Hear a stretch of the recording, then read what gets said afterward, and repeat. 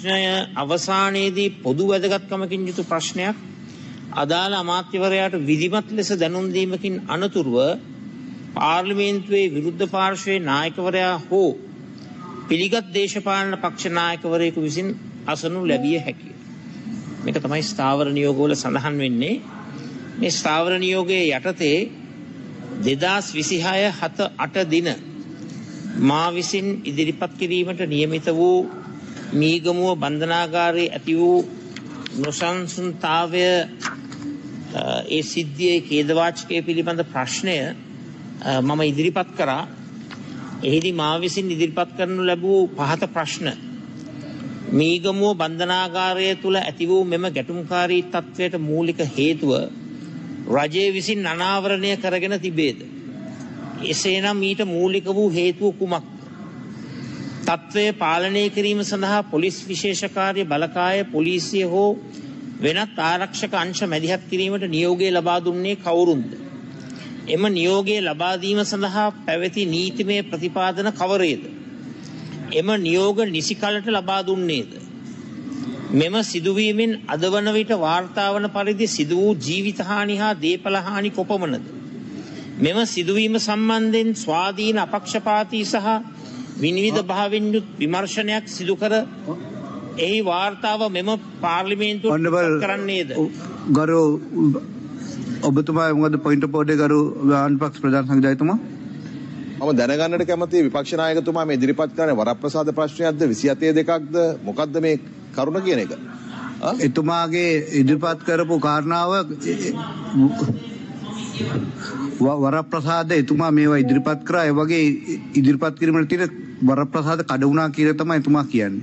ඉදිරිපත් කරන තිබුණ එකද දැන් කියන්නේ? නෑ ඒ ඉදිරිපත් කිරීම විතරයි නෑ වරප්‍රසාද කඩවීම තමයි මේකේ කන්ටෙන්ට් එක අන්තිම ටික ගරු අනුපක්ෂ ප්‍රධාන ඔබතුමාට කියවන්න පුළුවන් මේකේ තියෙන ඩොකියුමන්ට් එක. ගරු අමාත්‍යතුමා මම ගරු නායකතුමාට ඉදිරිපත් කරපු දේ තමයි මම මේ කියවන්නේ. වරප්‍රසාද ප්‍රශ්නය. මෙම සිදුවීම සම්බන්ධයෙන් ස්වාධීන අපක්ෂපාතී සහ විනිවිද භාවයෙන් යුත් විමර්ශනයක් සිදු කර එහි වාර්තාව මෙම පාර්ලිමේන්තුවට ඉදිරිපත් කරන්නේද? මියගිය රැඳවියන්ගේ පවුල්වලටත් තුවාල ලැබූ රැඳවියන්ටත් රජය ලබා දීමට අපේක්ෂා කරන වන්දි සහන සහ අනිකුත් ක්‍රියාමාර්ග මොනවාද? විශේෂයෙන්ම රැඳවියන්ගේ පවුල් වගේම නිලධාරීන්ගේ මම සඳහන් කරන්න කැමතියි. බන්ධනාගාර දෙපාර්තමේන්තුවේ ස්ථිර කොමසාරිස් ජනරාල්වරයෙකු නොමැතිව කොපමණ කාලයක් දැන් ක්‍රියාත්මක වන්නේද? බන්ධනාගාර තුළ පවතින අධික තදබදයේ ආරක්ෂක හා පරිපාලන දුර්වලතා මෙම සිදුවීමට බලපෑවේද? එසේනම් ඒවා නිවැරදි කිරීම සඳහා ගනු ලබන ක්‍රියාමාර්ග කවරේද? වැලිකඩ මහර සහ මීගමුව යන බන්ධනාගාර තුළ අඛණ්ඩව මෙවැනි බරපතල සිදුවීම් වාර්තා වීම සැලකිල්ලටගෙන රජයේ භාරයේ සිටින රැඳවියන්ගේ ජීවිතාරක්ෂා කිරීම සහ මෙවැනි සිදුවීම් නැවත ඇති නොවීම සඳහා රජය අනුගමනය කරන ජාතික වැඩපිළිවෙල කුමක්ද? කල්තැබීමේ යෝජනාවේදී ආවරණය වී ඇතේ කියන හේතුව මත මට මේ ප්‍රශ්නය අද දවසේ ඉදිරිපත් කිරීම ප්‍රතික්ෂේප කරා.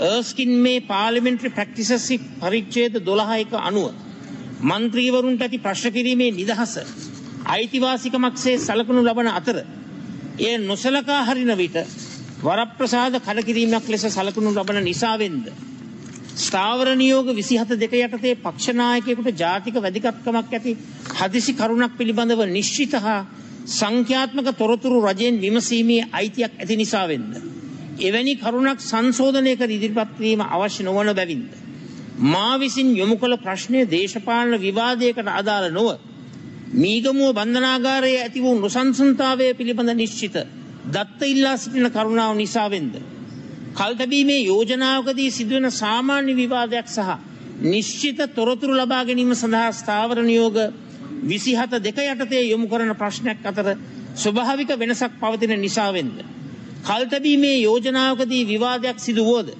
එය රජයට නිශ්චිත තොරතුරු හා වගකීම් සහිත පිළිතුරු සපයන නියමිත ක්‍රමවේදයක් නොවන නිසාවෙන්ද 2026/7/7 දින පැවති විවාදයේදී විශේෂ අමාත්‍යවරයා විසින් සිදු කළ ප්‍රකාශය තුළ මම විසින් ඉදිරිපත් කරන ලද ප්‍රශ්න සඳහා නිශ්චිත පිළිතුරු අඩංගු වී නොමැති බැවින්ද ඉහත හේතුව මත ප්‍රශ්නය ප්‍රතික්ෂේප කිරීම.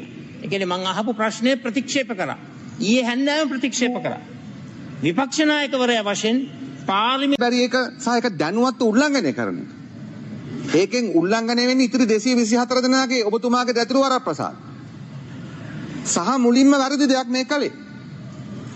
නිසා මම ගරු කතානායකතුමාගෙන් ඉල්ලා සිටින මේ පිළිබඳ පරීක්ෂණයක් කරන්න. එහෙම වුණොත් එහෙම හැම කෙනාටම පුළුවන් වරප්‍රසාද කියලා එක එක ප්‍රකාශ කරන්න. ඒ නිසා ඔබතුමා 225 දෙනාගේම වරප්‍රසාද බලන්න ඕන. ඒ නිසා තමයි ස්ථාරණයක දීලා තිබෙන්නේ.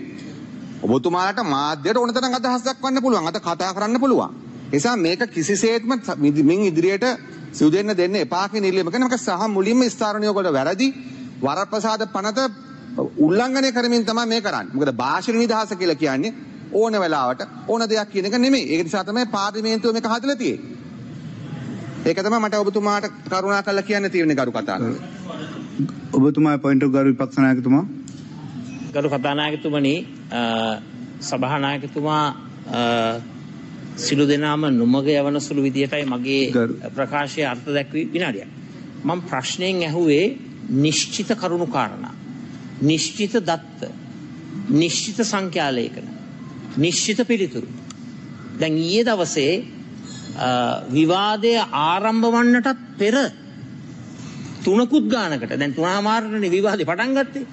ඒයිටත් පෙර අපිට ලිපියක් එවනවා මේ ප්‍රශ්නේ ප්‍රතික්ෂේපිතයි කියලා. මම කියන්න කැමතියි ඒ පොයින්ට් එක ඔබතුමා මේ කතා කරන්නේ සභාවේ නෑ පොයින්ට් එකක් නෙවෙයි ගරු විපක්ෂ නායකතුමා එක.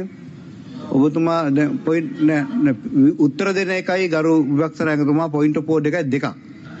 මේක ඒක උත්තර දෙන එක නෑ එතුමා පොයින්ට් පෝඩ් එකක් ගත්තා. ඔබතුමා ඒක සභාවේ තියෙන ක්‍රියාකලාපයට ඔබින් නෑ කියන කාරණාව මූල කරගෙන තමයි එතුමා පොයින්ට් පෝඩ් එක ගත්තේ. ඔව් ඔබතුමාගේ පොයින්ට් එක ගරු විපක්ෂ නායකතුමා. ගරු කතානායකතුමා, දැන් අද ඔබතුමාගේ වරප්‍රසාදය දැන් කියන ඔබ ඉදිරිපත් කරන්නේ ඒ සම්බන්ධයෙන් අපි සොයලා බලමු මොකක්ද ඒකට වරප්‍රසාදයක් තියනවද නැද්ද කියලා. ගරු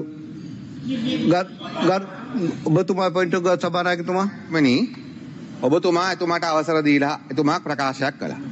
එතකොට අප මේ ව්‍යස්ථා මේ ස්ථාර නියෝග සහ මේ පනතන අනුව අපි පැහැදිලිව කියනවා ඒක තමයි අපිට තිබෙන අයිතිය. ඒක වැරදි කියලා ස්ථාර නියෝග වලට අනුව. නිසා අපි ඔබතුමාගේ ඉල්ලා සිටින මේක අධ්‍යයනය කළ රුලින් එකක් දෙන්න කියලා. හොඳයි ඒ සම්බන්ධ සබල අවශ්‍ය කටයුතු කරන විපක්ෂ එහෙම කරන්න බෑ. ඕවා වරප්‍රසාද ප්‍රශ්න නෙමෙයි. මේක විවාදයක් නෙවෙයි. ඔබතුමා ඉතා ඔබට විනාඩි 30ක් විනාඩියක් දෙනවා. අවසන් තප්පර 30ක්. තප්පර 10ක් දෙනවා. කතානායකතුමනි, සභානායකතුමා කියන එක වැරදි කියලා, අපි කියන එක හරි කියලා. අද අපි ඒ සම්බන්ධයෙන් අවශ්‍ය කටයුතු කරනවා. ආණ්ඩු පක්ෂ ප්‍රධාන සංඝනායකතුමා. ආණ්ඩු පක්ෂ ප්‍රධාන කතානායකතුමා මේ විහිළුවට ඉඩ දෙන්න එපා. මේ විහිළුවට ඉඩ දෙන්නත් එපා. මේ විහිළු කාණ්ඩ ඉඩ දෙන්නත් එපා. දැන් වරප්‍රසාද කඩවීම සම්බන්ධයෙන් ඉදිරිපත් කරලා 27 දෙකේ ප්‍රශ්නයකට අදාළ සියලු දේවල් පාර්ලිමේන්තුවේ කියවනවා. දැන් මේකට උත්තර දෙන්න ඔබතුමාද මේ ප්‍රශ්නෙට? 27 දෙකට උත්තර දෙන්න ඕනේ. යොමු කරන්නේ කොහොමද කියන්නේ? කාටද කියන්නේ? කවුද මේක උත්තර දෙන්නේ? කතානායකතුමාද? යොමු කරන්නේ ඔබතුමා කොහොමද කියන්නේ කරු කතානායකතුමා? ඔව් පැහැදිලි. කරු මේ සම්බන්ධයෙන් පරීක්ෂණයක් කළා දෙන්න එපා මේ අවස්ථාව. මේ විහිළුවක් වෙලා තියෙන්නේ. හොඳයි. මේ විහිළුකාරයට කමක් නෑ. පාර්ලිමේන්තුව ඇතුළේ විහිළුකාර වෙන්න දෙන්න එපා. ප්‍රධාන වැඩ කටයුතු ආරම්භයේදී යෝජනා පාර්ලිමේන්තු සභානායකතුමා. ඔබතුමා පොයින්ට් බෝඩ් මොකද? සමිඳු විජේසර මන්ත්‍රීතුමා ඔබතුමා පොයින්ට් එක. මේ වරප්‍රසාද ප්‍රශ්නය සභාවට එන්නේ තමුන්නාසට යොමු කරාට පස්සේ ඔබතුමා අවසරය දීලා තියෙනවා. ගරු මන්ත්‍රීතුමා. ඔබතුමා අවසරය දීලා තියෙනවා. ප්‍රධාන වැඩ කටයුතු ආරම්භයේදී යෝජනා පාර්ලිමේන්තු සභානායකතුමා. The Honorable Speaker, I